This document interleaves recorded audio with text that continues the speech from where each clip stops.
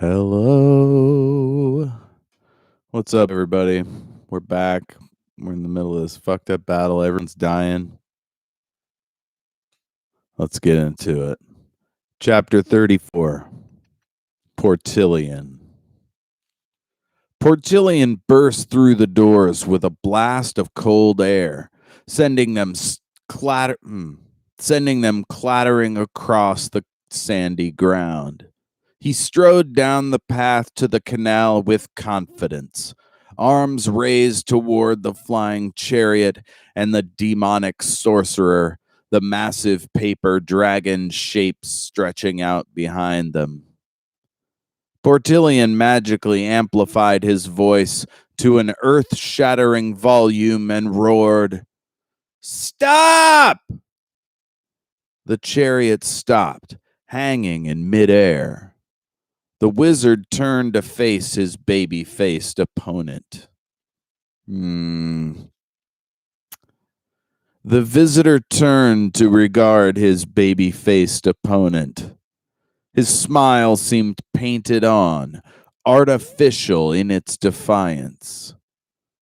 Portillion continued, "This battle is over. I know your secret."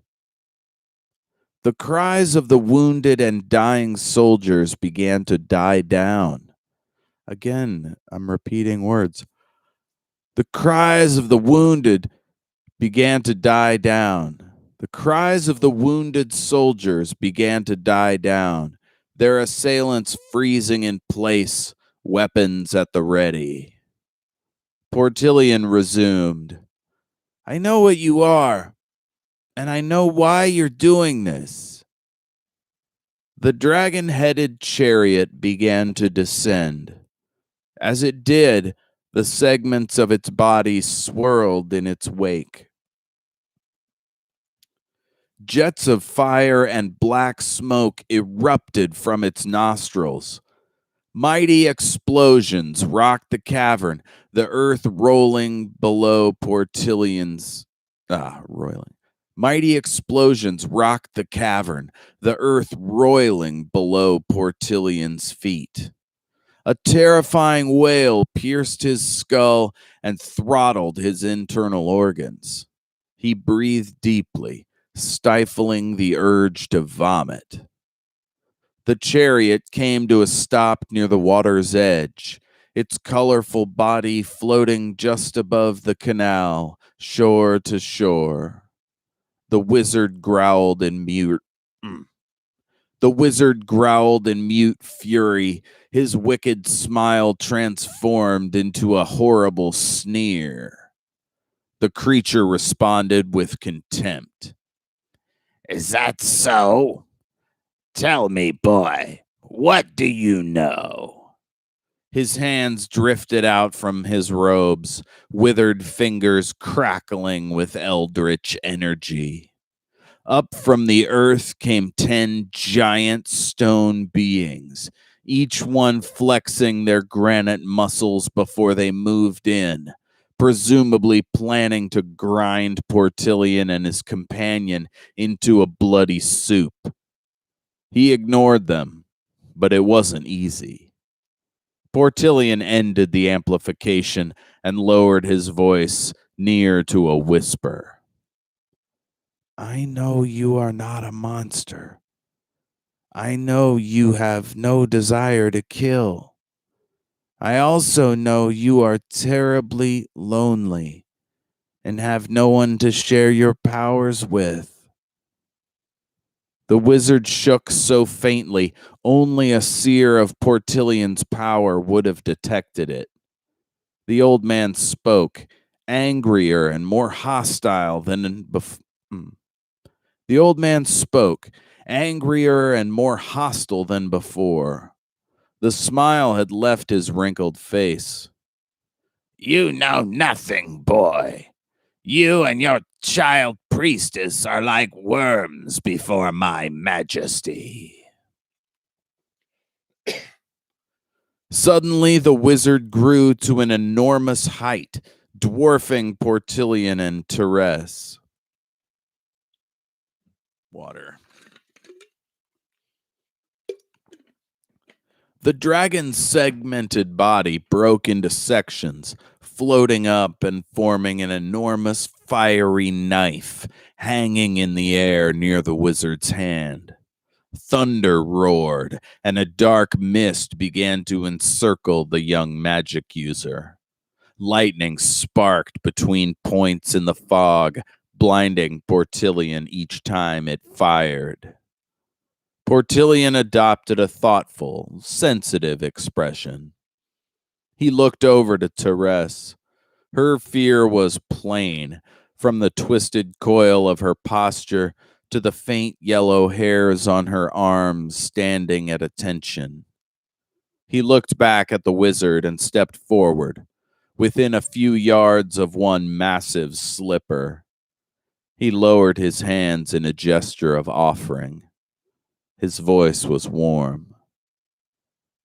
Men like us live our entire lives apart. We are feared and excluded and shunned by society. It is hard for us to find love, and true friendship always eludes us. Portillion felt his voice crack, felt a tear forming in his eye.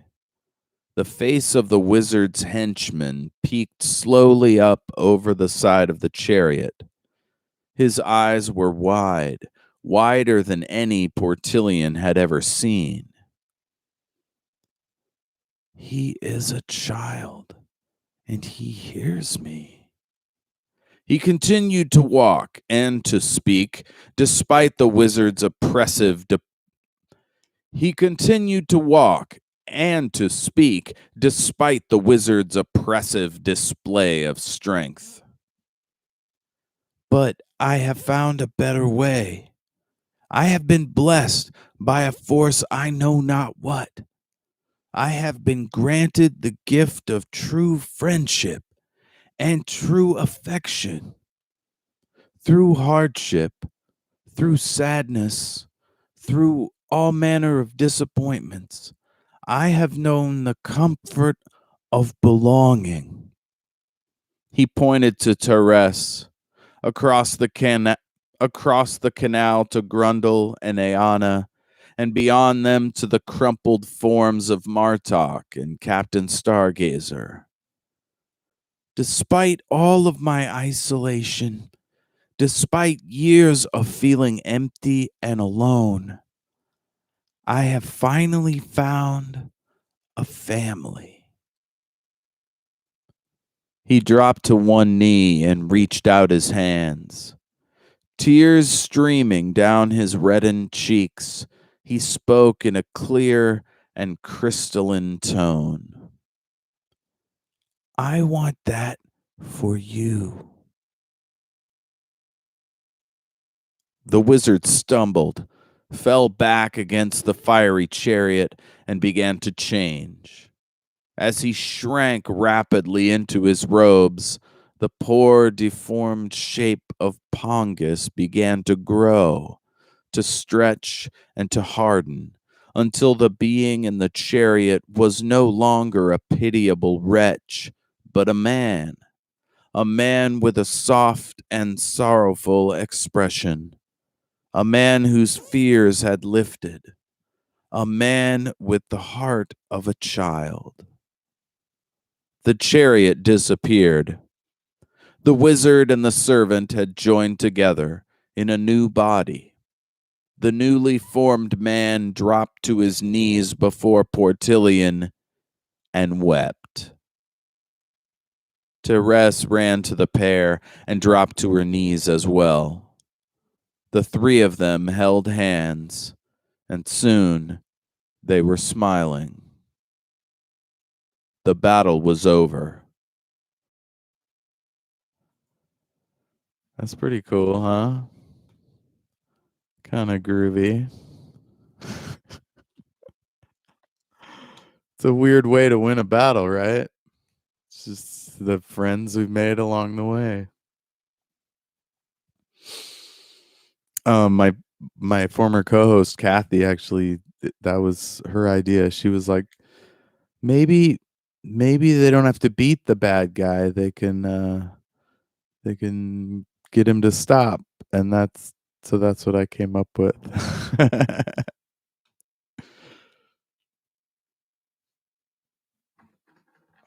It's always good when a partner will listen to you babble about your work.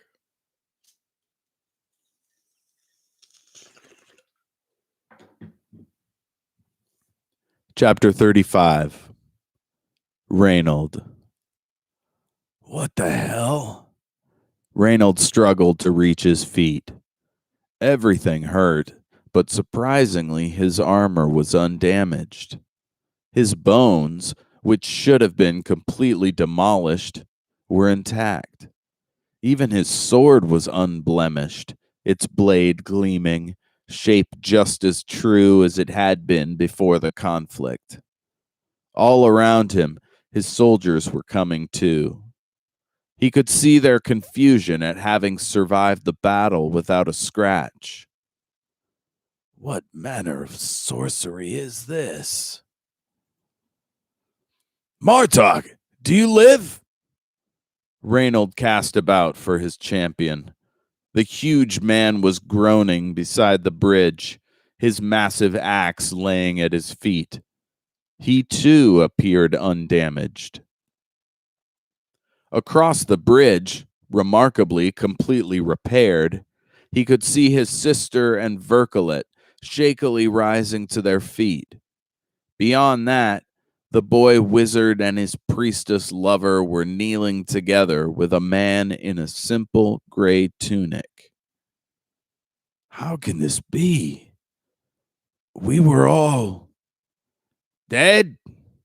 One of the officers was there to help him up, gripping one gauntlet and his cloak bunched at the back of Reynold's neck. Not quite. The whole thing was an illusion. Had to be. Reynold knew better. The battle had been no illusion. The boy must have reversed the effects. Amazing. He was more powerful than any of them could have imagined. He joined Martok at the bridge. He handed the big man his great axe and smiled. Reynold slapped him on the breastplate and laughed. My lord, I thought you had died. Captain Stargazer continued to laugh, wiping at his eyes. Lieutenant, I must admit, the thought had occurred to me. He cast his eyes around, looking for his sister.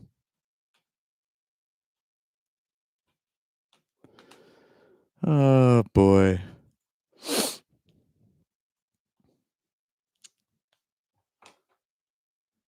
How about that? People are happy they're alive. It's such a beautiful feeling to know you're alive. It's such a happy feeling growing inside. And when you wake up, something.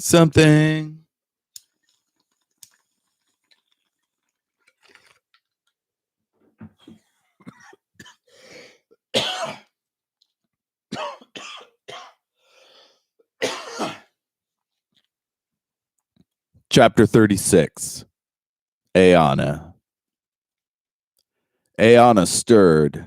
Something had changed. She reached to the bulky figure laid out beside her. Grundle, wake up. Something's happening. The banks of the canal were brightening, sprouting with multicolored blooms. Her senses were overwhelmed by their intoxicating fragrance. Beneath her body, the earth had become soft as freshly dried blankets. She looked down to see the entire field coated with moss and delicate ground cover. Grundle stirred. My lady, you need medical attention. Please, don't move. Their eyes met. She saw the ruddiness in his cheeks, a faint layer of sweat across his brow. Shockingly, he seemed barely to have exerted himself, despite the horrible mauling she had witnessed. His face was unmarred. Had she imagined all of it? Grundle gripped her by the arms and embraced her. She felt the warmth of his tears along her clavicle, the flutter of his eyelids against her skin. She gently pushed him away and stared into his beautiful brown eyes. A moment passed, a moment rich with feeling. "Sister!" She whipped her head around. It was Reynold, and he was unharmed. She leapt to her feet. Their embrace was quick but powerful. She pulled away and smacked his breastplate. "Ow!" She pulled back her wait. "Ow!" She pulled back her hand and shook it, smiling like a drunk hyena. "You had me worried." Reynolds smiled and said, "That should be my line. I'm the eldest." He awkwardly patted her on the head. She gave him a look. She felt 10 years old again. 11 years ago. Back when they were a family. Reynolds shook Grundle's hand, still gripping Aeonna's upper arm. Martok smiled and dipped his head respectfully.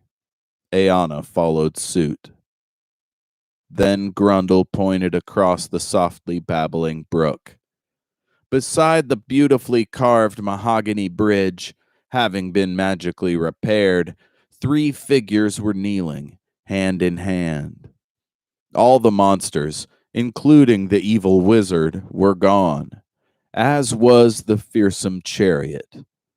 Light streamed down from the great tree and from phosphorescent moss covering the facade of the library. Martok stayed with the soldiers.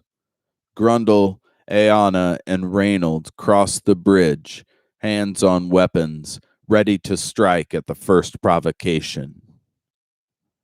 Portillion was the first to look up. "That's strange. Why are you crying?" "Portillion!" she shouted to him from the bridge. "How? What did you do?" Portillion and the others rose, turning Therese and the strange man to meet them.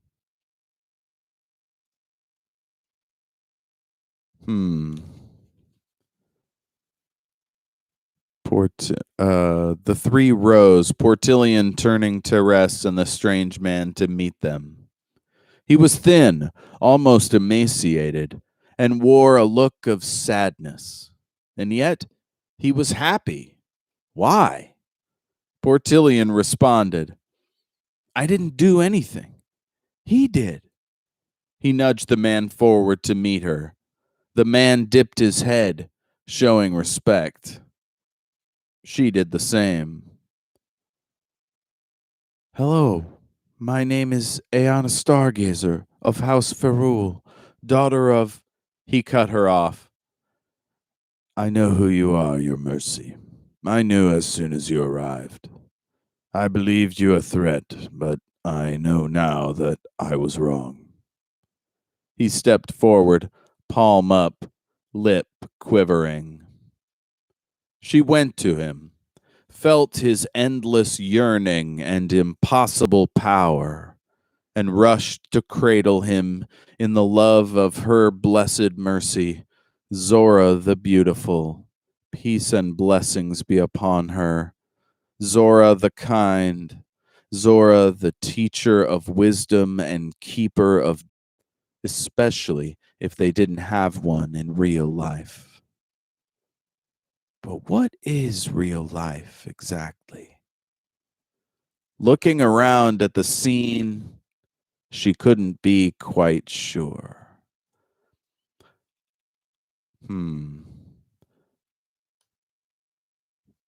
Taking in the scene around her, she couldn't quite be sure.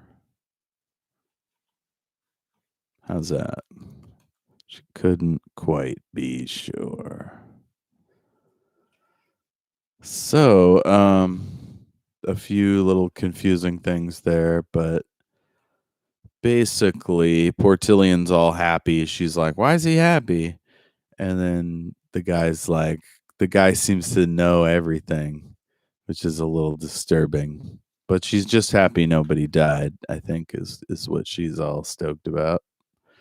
But what is real life exactly? Yeah. All right. Well, come back next time. We'll get started over on chapter 37, Martok. All right. Bye. Peace.